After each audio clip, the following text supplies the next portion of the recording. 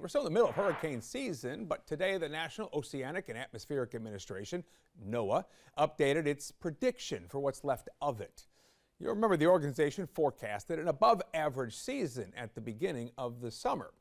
Hey, Rachel, I know we're getting an update here from NOAA about that. Let's talk about it. Are they making some changes here? Yeah, there have been a few edits to their forecasted named storms for the season, the hurricanes and the major hurricanes. So what I have before you here, you've got your August update in orange. Those are the bigger numbers. And then underneath that is the original May outlook from NOAA. And you'll notice that the average number of named storms is 14. And we're going from a forecast of 13 to 19. And this does include the 4 named storms we've already had, including Dexter as well, going forward from here at 13 to 18. So we've lowered 1 here, but still above average overall. Hurricanes, average is 7. Their previous forecast was 6 to 10 hurricanes, now looking at 5 to 9 per their latest forecast. So again, lowering by 1, and that also goes for major hurricanes. Average is 3. That original forecast had 3 to 5, including the ones we've already had so far, named storms, I should say.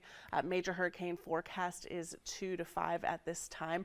This does not include landfalling storms. Of course, that's something that we'd look at a little bit closer to when these storms develop. But in terms of named storms, hurricanes and major hurricanes, still above average. There's a 50% chance of an above average season, but just lowered by 1 forecast number. As we've talked about before, it just takes 1, right? Storm to hit you and have big problems. I've heard you mention this a couple times about a coastal low that you've been watching.